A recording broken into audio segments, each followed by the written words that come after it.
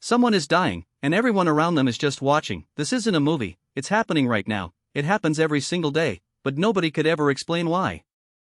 In 1964, a woman named Kitty was attacked. Her screams echoed through a New York City street. Neighbors heard her cries for help, dozens of people.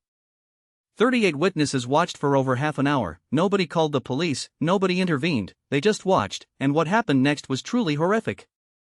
This chilling event became known as the Bystander Effect.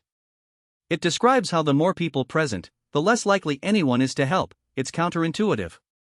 Why do we freeze? One reason is called diffusion of responsibility. When others are around, we assume someone else will act. It's a shared burden. Another factor is social proof. We look to others to see how to react. If everyone else is doing nothing, we assume nothing needs to be done. This is the part that sounds made up, but it isn't. Psychologists Bibb Latané and John Darley pioneered this research. They found this phenomenon isn't about cruelty, it's about complex psychological dynamics, and it affects all of us. Think about online bullying. Thousands see the hateful comments, but how many speak up? The bystander effect translates perfectly to the digital world. In schools, bullying thrives because of silent witnesses. Children fear becoming targets themselves, so they stay quiet. This silence can have devastating consequences.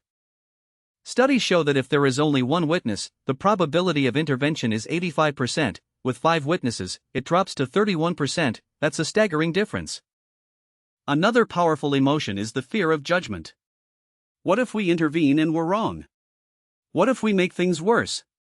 These questions paralyze us.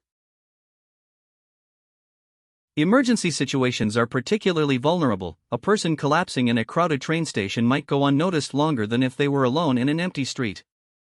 This effect isn't limited to physical danger, workplace ethics, environmental issues, even minor injustices. We see them, but we often wait for someone else.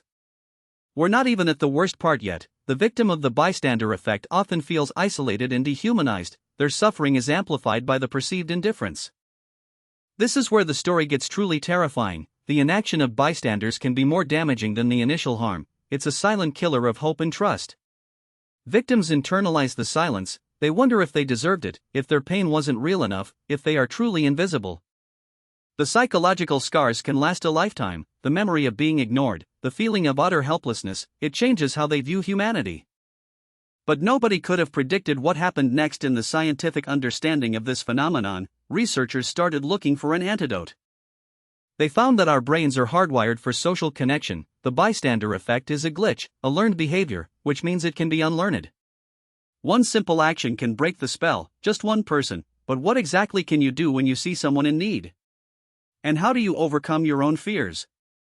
The solution starts with recognition. If you see someone in distress, make eye contact, point directly at one person, say, "You, in the blue shirt," call 911. Direct communication is key. Ask, "Are you okay? Do you need help?" This eliminates ambiguity. It tells people what to do. It breaks social proof.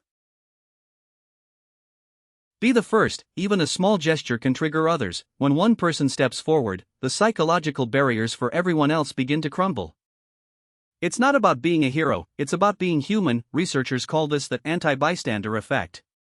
One conscious decision can spark a chain reaction. Remember Kitty Genovese? Her story sparked decades of research. It taught us a painful lesson, that silence can be as deadly as any weapon. Understanding the bystander effect is the first step to overcoming it. Your brain, once aware, can actively fight against these unconscious biases.